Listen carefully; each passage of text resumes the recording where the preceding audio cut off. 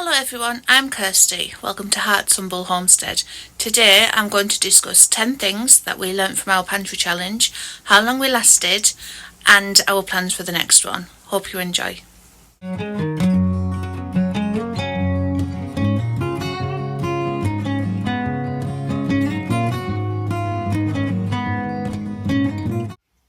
We managed around 14 weeks, so 2 weeks in July, August, September and October.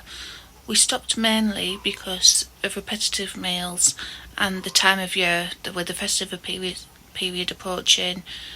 We wanted to stock up, ready for winter. What we learnt: number one, how easy the first month was. We don't go shopping weekly anyway, so the hardest part was breaking the habit of just walking around the shop, while our daughter was out boxing. So what we did instead was we packed a cuppa and we just sat by the river. So it saved us money, gave us valuable time back, and we really enjoyed it. Number two, telling our children at the start of the challenge was a mistake.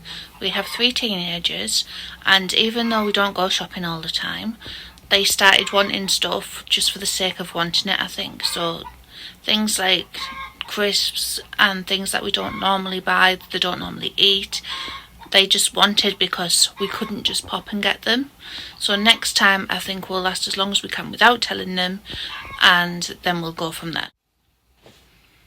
Number 3, we seriously underestimated how much bread flour that we use.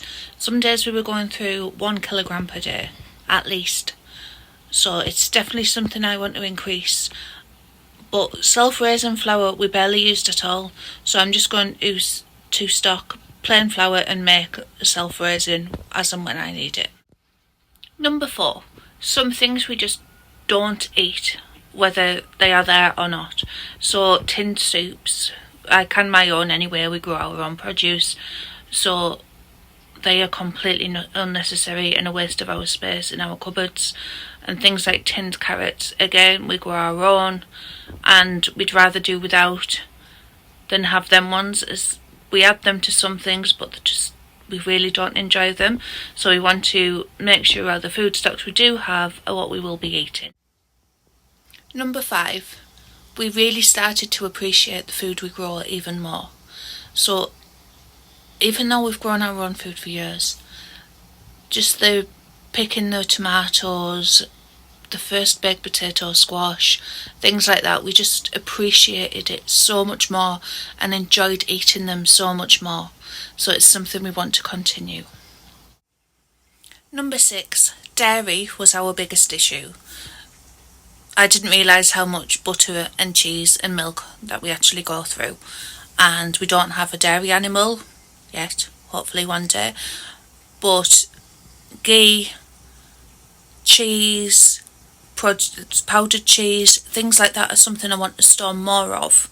And I've also decided I'm going to sort the bottom of our fridge freezer out, the bottom drawer of the freezer, and store butter and grated cheese in there to give us longer fresh things.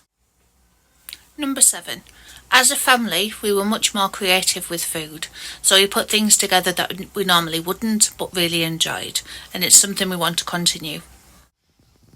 Number 8, meat. So towards the end, when the stocks were getting low, I noticed that the things that were left were the flavoured meats, such as garlic chicken, the marinated beef, things like that. So I think what I'm going to do is just store plain meats and season them as and when we need them, because the unseasoned things just went first, and it just depended on what we fancied. And garlic chicken and things we obviously didn't eat, and they're still in the freezer now.